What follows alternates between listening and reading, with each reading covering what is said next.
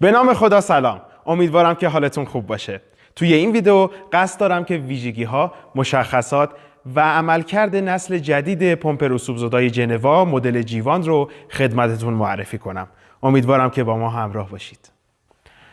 پمپ رسوبزدای جنوا مدل جیوان با تکنولوژی روز اروپا مجهز به الکتروموتور 1/3 اسب، تکنولوژی زیمنس آلمان، بدنه تمام آلومینیوم، ضد اسید و ضد خوردگی، مجهز به سیستم شفت و آببندی غیر فلزی تمام سرامیک تحت تکنولوژی قدرتمند ژاپن که امکان کارکرد هزاران ساعت بدون توقف رو فراهم میکنه. پروانه پمپ از مواد ترموپلاستیک با فرمولاسیون اختصاصی ضد سایش و ضد اسید هست که تا سالها در برابر هر نوع اسیدی مقاومه. تنها پمپ موجود در کشور که مجهز به سیستم شوک بوده و با ایجاد لرزش در جهت حرکت جریان اسید باعث میشه سخت‌ترین گرفتگی ها، حتی مبدل هایی که بر اثر رسوب مسدود شدن، باز بشن. پمپ دستگاه میتونه دبی 55 لیتر بر دقیقه با فشار 1.5 بار معادل 15 متر ارتفاع رو ایجاد کنه که بالاترین مقدار دبی و فشار توی کشورمونه. همچنین با سیستم ترموجنبشی میتونه دمای اسید رو تا 80 درجه سانتیگراد افزایش بده که در نوع خودش بی‌نظیره. وزن خالص دستگاه 10.5 کیلوگرم و ابعاد اون 42 در 42 در 27 سانتی متره که طراحی دستگاه رو برای حمل و نقل بسیار کمجا و آسون میکنه. این دستگاه برای اولین بار در کشور دارای سیستم هوشمند و عملکرد اتوماتیک با تنظیمات بسیار ساده است. سیستم ضد نشتی در صورت واژگون شدن، ضربه و زمین خوردن، حتی یک قطره اسید از اون خارج نمیشه. این دستگاه با داشتن فیلتر قدرتمند کربن اکتیو اجازه خروج هیچ گونه بو و گاز اسید رو نمیده و تاکنون روی 10 دستگاه و پکیج ایرانی و خارجی با موفقیت تست شده. نظرات و پیشنهادات صدها تکنسین در تمام نقاط کشور بر روی این دستگاه اعمال شده. در ادامه به بررسی قسمت‌ها و جزئیات این دستگاه میپردازیم. این دستگاه از قسمت‌های منبع 18 لیتری ضخامت بالا از مواد درجه 1 پلی اتیلن ضد اسید بدون هیچ گونه درز و کاملا ضد ضربه ساخته شده با کاوری از جنس ABS که اون هم کاملا ضد ضربه و سالها در برابر اسید مقاومه. در قسمت جلوی دستگاه درب ضد نشتی، بست نگهدارنده شلنگ ها و برچسب مشخصات قرار داره و در قسمت بالا دستگیره دستگاه با تحمل وزن 300 کیلوگرم قرار گرفته. و اما پشت دستگیره شیر چپگرد راستگرد که اولا امکان تغییر مسیر جریان اسید در هر زمانی رو فراهم میکنه. دوما میزان دبی و فشار جریان اسید رو میتونین تنظیم کنین.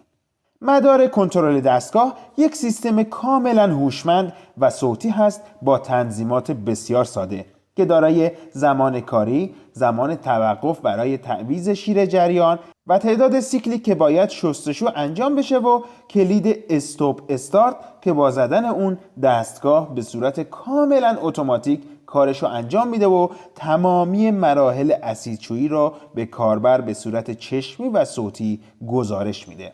همچنین با 5 ثانیه نگه داشتن کلید استاپ استارت میتونید عمل تخلیه دستگاه رو انجام بدید. قسمت بعدی قسمت پاور و برق ورودی دستگاه هست که دارای سوکت پاور برای ورود برق 220 ولت، فیوز اطمینان و کلید اصلی پاور که برق مدار کنترل و دستگاه رو تأمین میکنه. فیوز 3 آمپر برای محافظت از دستگاه می باشد. فیلتر اسید برای تصفیه اسید در حال گردش که اجازه برگشت مجدد رسوبات به داخل مدار شستشو رو نمیده. فیلتر قدرتمند کربن اکتیو برای تصفیه و حذف گازهای اسیدی که اجازه نمیده کوچکترین گاز و بوی اسیدی از دستگاه خارج بشه و توی تمام محیطهای کوچیک و بسته مثل آشپزخونه کاملا ایمن و بدون بوه. این دستگاه برای اسیدشویی مبدل‌های اولیه و ثانویه انواع پکیج‌های شوفاژ دیواری، رادیاتورها و چیلرها و همچنین گرمایش از کف که رسوبات به دیواره لوله‌های انتقال حرارت میچسبه و همچنین انواع مبدل‌های صنعتی و لوله‌ای مورد استفاده است. من در اینجا عملکرد دستگاه رو برای یکی از پرکاربردترین موارد اسیدشویی یعنی مبدل ثانویه خدمتتون ارائه میدم. عزیزان من، قبل از کار با هر گونه مواد شیمیایی و اسیدی با هر روش و دستگاهی که استفاده میکنین خواهشمندم به موارد و نکات ایمنی حتما توجه داشته باشین. تمام موارد و نکات ایمنی در دفترچه راهنمای همراه دستگاه قید شده. ضمن آرزوی سلامتی برای شما عزیزان ممنون میشم موارد ایمنی رو جدی بگیریم. ابتدا شیلنگ های دستگاه رو از بست جدا نموده و سر شیلنگی ها رو از هم باز میکنیم. سپس از سالم بودن واشرهای آببندی مطمئن شده و اونو به مبدل متصل میکنیم. در سر شیلنگی های با کیفیت اصلا نیازی به آچار نیست و با دست هم اتصالات به خوبی آببندی میشن. درب منبع رو باز و مقدار 1 لیتر به اضافه مقدار ظرفیت مبدل یا قطعی که میخواد شستشو بشه داخل منبع میریزیم. توجه کنید که دستگاه جیوان تنها دستگاه موجود در کشور هست که از 1.5 لیتر تا 18 لیتر توانایی پمپاژ رو داره و حتما نباید مقدار بیش از مورد نیاز برای پمپاژ اسید وارد دستگاه بشه. درب منبع رو بسته و به سراغ تنظیمات دستگاه میریم. ابتدا کابل پاور دستگاه رو وارد سوکت کرده و کلید 0 و 1 رو روشن میکنیم تا برق وارد مدار کنترل بشه. در مدار کنترل ما 3 گزینه برای تنظیم داریم. ردیف اول به رنگ سبز برای تنظیم زمان پمپاژ هست که با هر بار زدن کلید مثبت و منفی 1 دقیقه زمان پمپاژ جابجا میشه که از 1 تا 99 دقیقه قابل تنظیم هست. ردیف دوم به رنگ قرمز برای زمان توقف جهت تغییر شیر جریان و معکوس کردن جهت جریان شستشو در نظر گرفته شده که با هر بار زدن کلید مثبت منفی 10 ثانیه جابجا خواهد شد. ردیف سوم برای تنظیم تعداد دفعات تکرار برای شستشو است که با زدن هر بار کلید مثبت منفی 1 مرتبه جابجا شده و از 1 تا 9 مرتبه میتوان تعداد تکرار شستشو را تغییر داد. پس از تنظیم این 3 مورد با زدن کلید استاپ استارت دستگاه کار رسوبزدایی آغاز و تا پایان به صورت اتوماتیک ادامه خواهد یافت. کاربرد دیگر این کلید در زمان تخلیه است که با 5 ثانیه نگه داشتن این کلید به صورت مدام دستگاه عمل تخلیه اسید داخل منبع رو آغاز و با تمام شدن اسید داخل منبع به صورت اتوماتیک دستگاه خاموش خواهد شد. توجه داشته باشین که 1 لیتر تهمانده اسید داخل دستگاه به دلیل داشتن رسوبات تهنشین شده و برای اینکه با اسید تخلیه شده که ممکن است مجددا مورد استفاده قرار بگیره ترکیب نشه. این 1 لیتر تخلیه نخواهد شد که در پایان کار توضیحات کامل داده خواهد شد. در اینجا روی پنل کنترل دستگاه ما 3 چراغ عملکرد دستگاه و 2 چراغ هشدار داریم. اولین چراغ زمان روشن بودن پمپاژ دستگاه رو نشون میده. دومین چراغ زمان توقف رو نشون میده که شما میتونید شیر جهت جریان اسید رو معکوس کنید. چراغ سوم پایان تمام سیکل ها و در واقع پایان شستشو رو به شما اعلام میکنه. 2 چراغ آخر هشدار و خطرن. چراغ چهارم یعنی هشدار برای مواقعی هست که اسید دستگاه بسیار کم و یا کف زیادی وجود داره و به نوعی سیال در ورودی پمپ مایع کامل نیست و از طرفی اسید بسیار غلیظ و یا فیلترها دچار گرفتگی شدند. این هشدار فقط اعلام میکنه که دستگاه یا مدار شستشو باید چک بشه، اما همچنان دستگاه به کار خود ادامه خواهد داد. اما چراغ پنجم چراغ خطر است که در زمان استفاده از اسیدهای بسیار خطرناک و یا وجود اجسام خارجی در اسید که به نوعی خطراتی رو برای دستگاه یا تکنسین و یا مدار شستشو ایجاد میکنه تعبیه شده که دستگاه در این هنگام ضمن هشدار و اعلام خطر خاموش خواهد شد و اجازه ادامه کار به تکنسین رو نخواهد داد. هر گونه هشدار و خطری که توسط دستگاه اعلام میشه توسط یک کد به صورت حروف انگلیسی مانند L، F، H، E و یا A در نمایشگر سوم نشون داده میشه که معنی و مفهوم اون و همچنین اطلاعات کاملتر و بیشتر میتونید به دفترچه دستگاه مراجعه کنید. خب من اینجا یه نمونه اسیدچویی برای شما تکنسین های عزیز رو انجام میدم تا کامل به طرز کار دستگاه و عملکرد اون آشنا بشین. ابتدا من زمان پمپاژ دستگاه رو روی 1 دقیقه تنظیم، زمان توقف برای تعویض شیر معکوس رو روی 10 ثانیه تنظیم و تعداد دفعات شستشو رو 2 مرتبه، 1 بار به سمت چپ و بار دوم به سمت راست در نظر میگیرم. حتما توجه داشته باشید که قبل از زدن کلید استاپ استارت و شروع پمپاژ از محکم بودن اتصالات و عدم نشتی در سرشیلنگی های خروجی و همچنین آببندی هوزینگ فیلترها و مدار شستشو اطمینان حاصل کنید. در نهایت با زدن کلید استاپ استارت و اعلام 3 بوق هشدار عمل رسوب زدایی آغاز خواهد شد.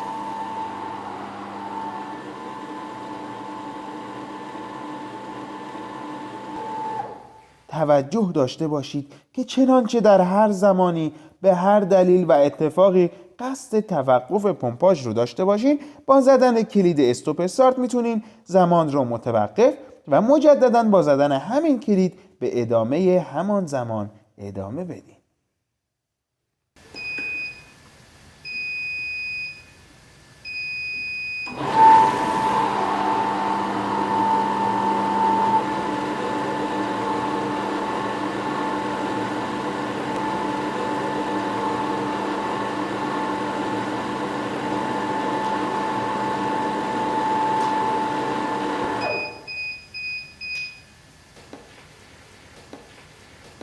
در اینجا هم میتونید چنانچه به زمان بیشتری احتیاج داشته باشین با زدن کلید استاپ استارت ادامه عمل رسوب زدایی رو متوقف و مجدداً به ادامه همان زمان بازگردین.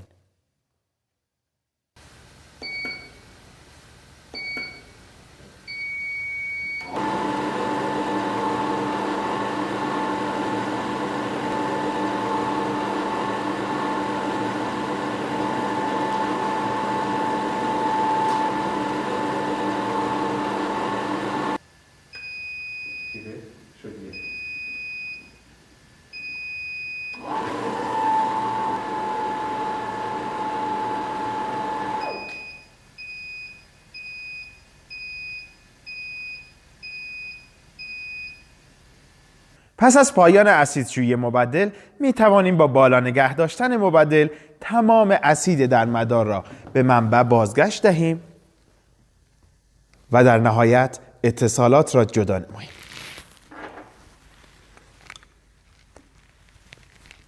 سپس با گذاشتن شیلنگ ها درون یک ظرف با نگه داشتن کلید استاپ استارت به مدت 5 ثانیه عمل تخلیه رو انجام بدین و تا خاموش شدن دستگاه به صورت اتوماتیک صبر نمایید. پس از پایان و جدا کردن دستگاه از برق ما بقیه اسید باقی مانده و املاح ته‌نشین شده در منبع دستگاه رو با شستشوی آب و کش کردن دستگاه تخلیه نمایید.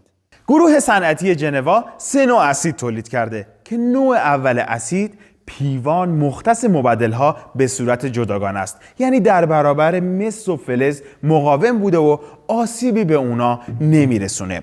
نوع دوم اسید پیتوه که برای اولین بار توی کشور علاوه بر فلزات مس، برنج و غیره هیچ گونه آسیبی به انواع پلاستیک ها، ترموپلاستیک ها، لاستیک ها، واشرها و کلیه قطعات داخل پکیج نخواهد زد. نوع سوم اسید پیتریه که علاوه بر تمام این موارد هیچ آسیبی به آلومینیوم نمیزنه و در موارد صنعتی بسیار کاربرد داره که تاکنون هیچ مشابهی هم برایش توی کشور به وجود نیومده. مفتخریم برای اولین بار در کشور با استفاده از اسید پیتو یا پیتری و دستگاه مدل جیوان گروه صنعتی ژنوا مبدل‌های پکیج شوفاژ دیواری با تمام قطعات در مسیر شستشو رو رسوب زدایی کنیم. توجه کنین این روش فقط با اسید پیتو یا پیتری با دستگاه استاندارد و ایمن گروه صنعتی ژنوا قابل انجامه.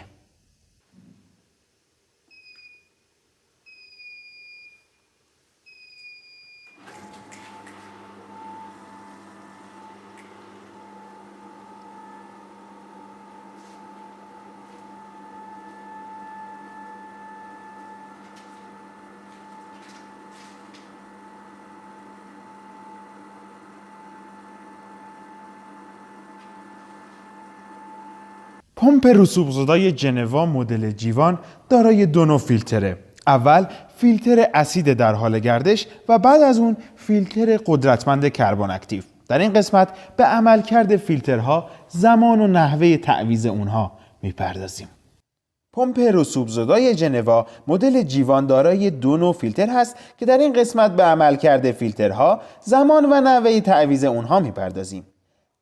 زمانی که شما در جلوی دستگاه قرار دارید، سمت چپ فیلتر اسید است که با باز کردن هوزینگ فیلتر با استفاده از آچاری که همراه دستگاه می باشد به کارتریج فیلتر دسترسی پیدا می کنید. کارتریج از یک تور ضد اسید با ابعاد مش نیم میلیمتر تشکیل شده که توسط دو بسته کمربندی در جای خود محکم میشن.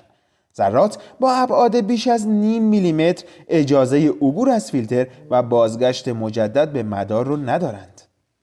زمان تعویض فیلتر بستگی به میزان و شدت رسوب زدایی معمولاً هر 5 بار اسیدچویی به صورت میانگین باید شسته و مجدداً استفاده شوند و چنانچه دچار پارگی و سوراخ شوند بایستی تعویض شوند. و نحوه تعویض بدین صورت است که ابتدا دو بسته کمربندی را با تیغ بریده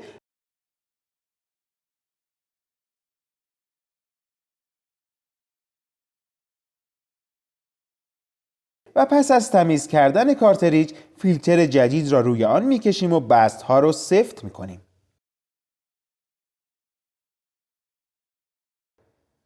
در نهایت با بستن کارتریج در محل خود هوزینگ را میبندیم.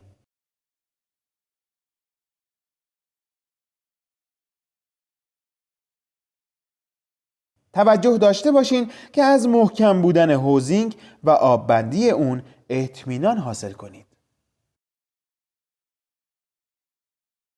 زمانی که شما در جلوی دستگاه قرار دارید، فیلتر گاز در سمت راست شما قرار گرفته که هوزینگ رو توسط آچار همراه دستگاه باز کرده و پس از باز نمودن کارتریج می توانید با تخلیه مواد کربن اکتیو داخلش پس از شستن و خشک کردن و اطمینان از اینکه تمام سوراخ‌های کارتریج باز هست مجدداً با مواد کربن اکتیو تا زیر رزوه پر شود و مطمئن شوید که توری اون سالم و بدون سوراخ و پارگیه.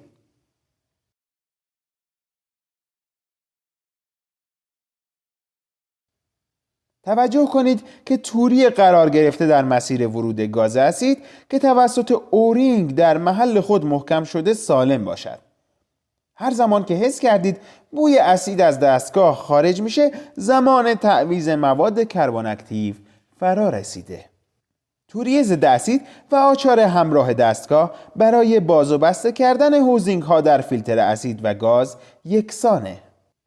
توجه داشته باشین که یک اتصال در کنار فیلتر گاز تعبیه شده برای تخلیه گازهای تصفیه شده که کاری به اون نداریم. ولی چنانچه تکنسین ها از اسید نامرغوب استفاده کنند یا اسید به اندازه بیش از حدی کف داشته باشد که از ظرفیت منبع بیشتر باشد، از این محل خارج می شود که به همین منظور یک شیلنگ 1 متری به همراه دستگاه وجود داره که یک سر اون به اینجا وصل میشه و سر دیگر رو میتونید داخل ظرف قرار بدین تا کفها تخلیه بشن. دستگاه‌های رسوب‌زدای ژنوا مدل جیوان دارای 12 ماه گارانتی و 10 سال خدمات پس از فروش قدرتمند در تمام نقاط کشور هستند. با توجه به ساخت و تولید تمامی قطعات در داخل کشور با مواد اولیه با کیفیت تحت تکنولوژی کشورهای اروپایی، همیشه قطعات و اجزای دستگاه در دسترس می باشد.